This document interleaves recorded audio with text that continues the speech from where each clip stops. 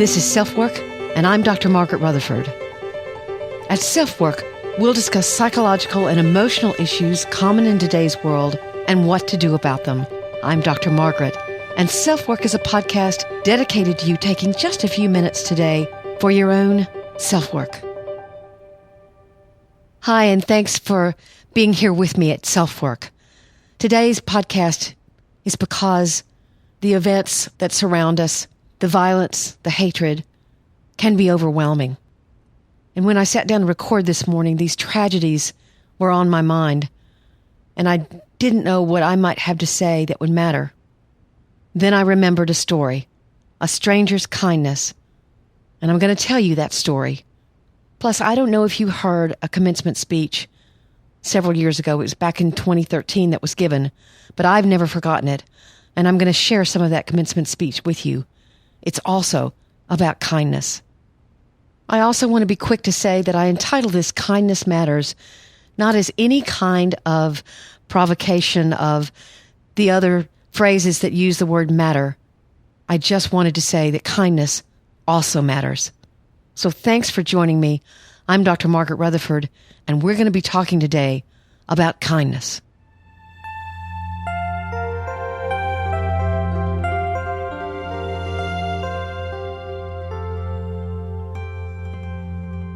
First, I want to tell you a story. It was the summer of 1988, and I was getting my second divorce. There were tears running down my face as I made myself trudge the path around White Rock Lake in Dallas. I can remember the sky was beginning to light up. It was really muggy. There was the sun glittering between the leaves of the trees surrounding the lake. I've always been an early riser, but that morning I couldn't stand the anxious pressure I immediately felt when I opened my eyes. I had to find my shoes and head out to the lake for a walk, knowing that it wasn't the safest time to be alone on that trail. My life was an absolute mess because I had made it that way. The shame I felt was immense. The failure, seemingly unbearable, at least that morning. As I slowed up a bit, I saw an older man I'd never seen before, fishing off a pier that stuck out in the water. He saw me as well and smiled. It was so quiet, you could have heard a pin drop. The only sounds were chirping birds and the occasional plop of a fish. But before I went on, for some reason, I still don't really understand, I approached him. "Hi, caught anything?" He must have been able to see that I'd been crying, but he didn't say a word about that. "Yep, you fish?" I don't really remember the rest of our conversation. All I do remember is that I eventually spilled my guts. I cried, and he listened. He was kind and comforted me. I have never forgotten him. Our world and our culture is full of hate and fear. Perfect strangers harm one another. People hate us for the color of our skin, what gender we love, what or who we worship. Our own home can be a place filled with vicious anger and abuse. It can feel as if there's no safety anywhere. These past few months and years, I've been as despairing as any about the violence in our country and in our world. I've tried to keep the families and friends of those killed in my heart and mind. Today, I remembered the fisherman. Years ago, I had searched for him on the trail as my heart healed slowly. I wanted to thank him for what he had done for me that morning. But I never saw him again. Sometimes, some unexpected someone can save your life. Someone who doesn't look like you or share a similar story. Someone who arrives without fanfare and disappears, never expecting gratitude. Maybe he stopped for you in traffic, and if he hadn't, that truck would have rolled over you instead of the curb. Maybe she saw your child running off from you in the park and led him back to you. You'd been busy watching your other kids and didn't see. Maybe some secretary heard the urgency in your voice and found a way to get your mother in to see the doctor. That was the day they found the cancer, and it was so important to begin treatment then. Those people didn't care or even think about your race, creed, or religion. They made a choice to be kind, to be tuned in to the needs of others around them. These small acts of kindness never make it onto the news. Sometimes we're not even aware that they've happened, but they do all the time, every day. And to me, it feels healing to remember. George Saunders, who's an American writer, gave a commencement speech in 2013. It was not about his accomplishments. It was not about some sage piece of advice to give the students so that they would be monetarily successful in life. They would be famous, perhaps like him. So I'm going to read it to you, with, of course, my gratitude to George Saunders with his eloquent words. Down through the ages, a traditional form has evolved for this type of speech, which is some old fart, his best years behind him, who over the course of his life has made a series of dreadful mistakes, that would be me, gives heartfelt advice to a group of shining, energetic young people with all of their best years ahead of them. That would be you. And I intend to respect that tradition. Now, one useful thing you could do with an old person, in addition to borrowing money from them or asking them to do one of their old-time dances so you can watch while laughing, is ask, looking back, what do you regret? And they'll tell you. Sometimes, as you know, they'll tell you even if you haven't asked. Sometimes, even when you've specifically requested they not tell you, they'll tell you. So, what do I regret? Being poor from time to time? Not really. Working terrible jobs like knuckle puller in a slaughterhouse? And don't even ask what that entails. No, I don't regret that. Skinny dipping in a river in Sumatra, a little buzzed and looking up and seeing like 300 monkeys sitting on a pipeline, pooping down into the river in which I was swimming with my mouth open naked, and getting deathly ill afterwards and staying sick for the next 7 months? Not so much.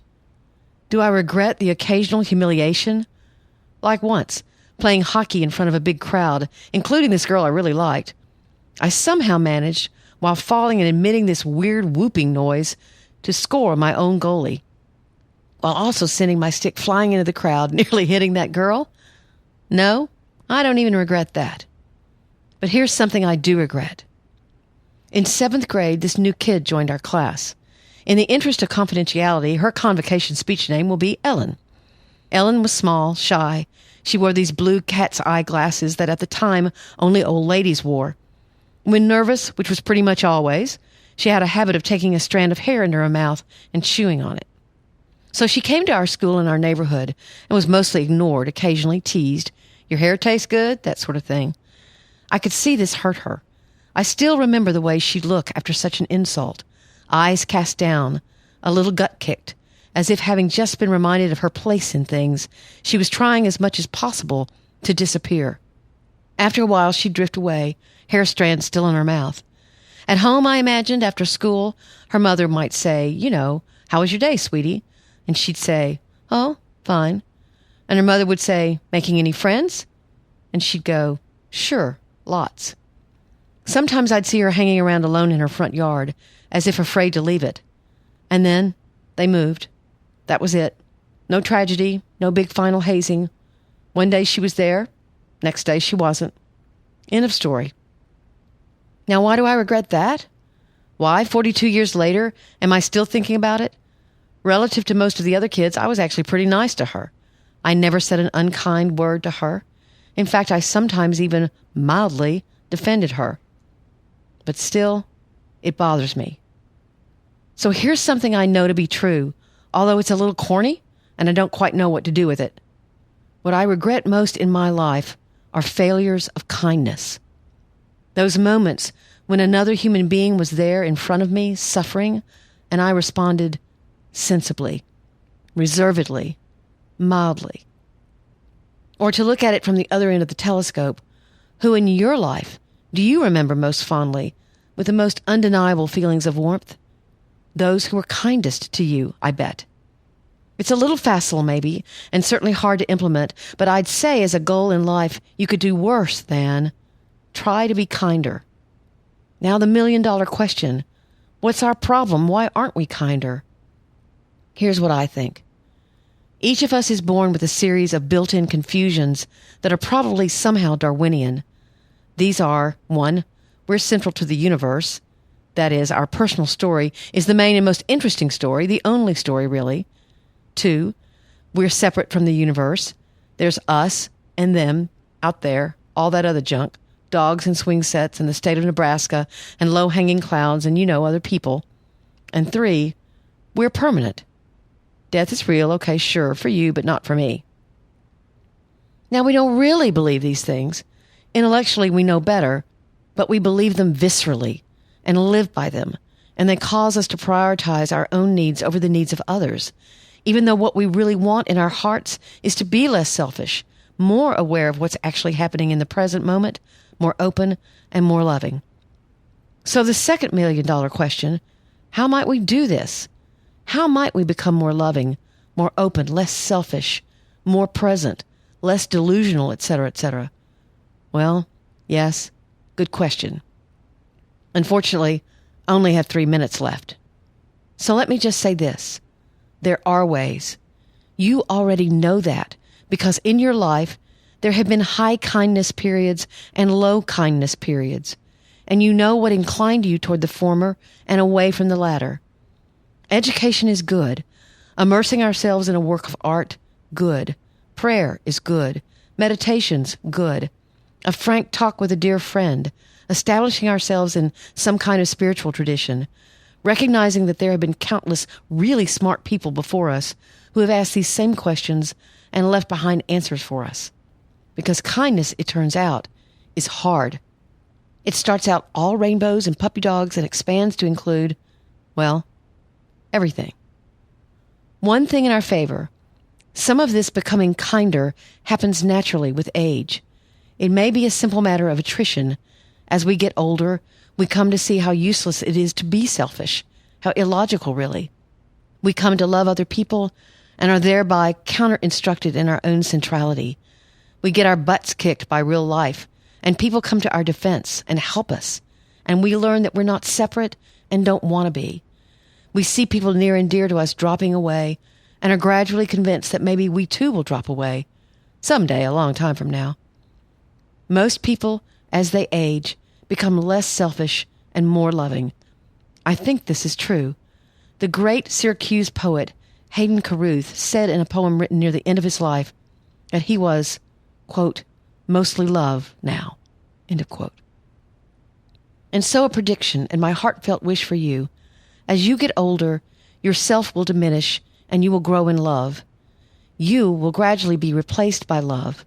If you have kids, that will be a huge moment in your process of self-diminishment. You really won't care what happens to you as long as they benefit. That's one reason your parents are so proud and happy today. One of their fondest dreams has come true. You have accomplished something difficult and tangible that has enlarged you as a person and will make your life better from here on in, forever. Congratulations, by the way. When young, we're anxious, understandably, to find out if we've got what it takes. Can we succeed? Can we build a viable life for ourselves? But you in particular, you of this generation, may have noticed a certain cyclical quality to ambition. You do well in high school in hopes of getting into a good college, so you can do well in the good college, in the hopes of getting a good job, so you can do well in the good job, so you can ... And this is actually okay. If we're going to become kinder, that process has to include taking ourselves seriously as doers, as accomplishers, as dreamers. We have to do that to be our best selves. Still, accomplishment is unreliable. Succeeding, whatever that might mean to you, is hard, and the need to do so constantly renews itself. Success is like a mountain that keeps growing ahead of you as you hike it. And then there's the very real danger that succeeding will take up your whole life while the big questions go untended. So, quick end-of-speech advice. Since according to me, your life is going to be a gradual process of becoming kinder and more loving, hurry up. Speed it along. Start right now. There's a confusion in each of us, a sickness, really, selfishness. But there's also a cure. So be a good and proactive and even somewhat desperate patient on your own behalf. Seek out the most efficacious anti-selfishness medicines energetically for the rest of your life. Do all the other things, the ambitious things, travel, get rich, get famous, innovate, lead, fall in love, make and lose fortunes, swim naked in wild jungle rivers, after first having it tested for monkey poop. But as you do, to the extent that you can, err in the direction of kindness. Do those things that incline you toward the big questions, and avoid the things that would reduce you and make you trivial. That luminous part of you that exists beyond personality, your soul, if you will, is as bright and shining as any that has ever been. Bright as Shakespeare's, bright as Gandhi's, bright as Mother Teresa's. Clear away everything that keeps you separate from this secret, luminous place. Believe it exists. Come to know it better. Nurture it. Share its fruits tirelessly. And someday, in 80 years, when you're 100, and I'm 134, and we're both so kind and loving we're nearly unbearable, drop me a line. Let me know how your life has been. I hope you will say, it has been so wonderful. I don't know if I've ever heard anything, at least in contemporary prose, that is more motivating about kindness than this speech. From a psychological perspective, I believe that it's all we can do about the hatred in the world. It's all we have to fight against violence. It's what I have control over right now, in this moment. Your small act of kindness will never make it onto the news. Today, you and I can choose to be kind.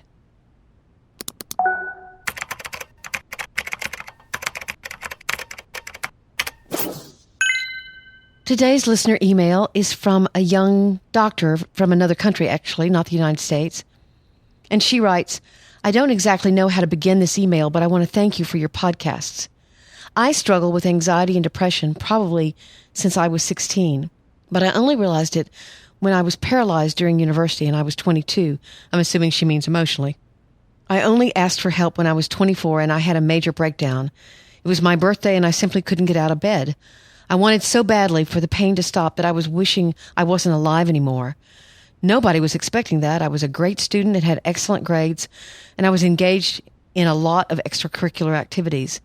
But no one realized that I wasn't sleeping or eating properly, and that I occupied my whole day with activities so I could be free from feeling anything. When I was home, I used to get a book and pretend to be reading, but in reality, I was having panic attacks. Since 2013, I go to therapy and I take medication. I have perfectly hidden depression. I have difficulty talking about my feelings. I don't let anyone approach me, and I keep sabotaging myself in therapy and in my life. I'm specializing in gynecology and obstetrics, and it seems to me that I'm the only one struggling, that I won't be able to go on, that I'm a terrible doctor because I can't even take care of myself. Your podcasts are helping me a lot. Thank you. So I wrote her back. Hello. If anything, I believe your honesty and openness, at least with me, about all of who you are suggests that you're going to be an excellent doctor. You're recognizing some of the ways that you're creating more problems for yourself and trying to do something about it. I don't think I began to fully mature until my early 30s. I'm sorry that you've struggled with thoughts of death being welcome. That can be terrifying to feel. I'm not sure how you're sabotaging yourself in therapy, but perhaps you could show your therapist some of my posts on perfectly hidden depression. That might help. The panic attacks may suggest that there's something you're not addressing that badly needs your attention. I'm wondering if you've had some kind of abuse or trauma in your life that you haven't revealed, and perhaps you're discounting it. I tell my patients all the time that I can only help them as much as they're honest with me and, of course, themselves. Please fight for yourself. If I can help in that fight, then I'm honored. Take good care. And then she wrote back. Yes, I can be perfectly open about myself and my anxieties and depression, but there's a catch. I can only do it when I'm writing. I have a hard time talking. Sometimes I go to therapy and it's like I've lost my voice or like someone is holding my throat. It's painful. I've tried to write things down on paper with the intention to read it out loud or give it to the therapist, but I can't even get the notes out from my bag. How can I start talking? So obviously, there is some kind of shame that this woman is dealing with. Shame is what is keeping her from revealing. Many of the people who've written me are dealing with shame. First of all, I want to remind you and this listener that I do have an episode on shame. I believe it's 9, Healing from Shame. But what I would do in this instance, I would talk to the therapist about this very process. I would say, I have something in my bag that I'm so afraid to show you because I'm afraid what you might think, if that indeed is what it is. And so you talk about the process of opening up before you ever open up. Your therapist can ask you questions like, well, what would it be like if I knew something about you that you found so difficult to talk about you can't even get it out of your throat? You begin to explore what that would be like before ever doing it. It's almost like you're visualizing yourself doing it prior to doing it. That can be a very helpful way to approach something this difficult.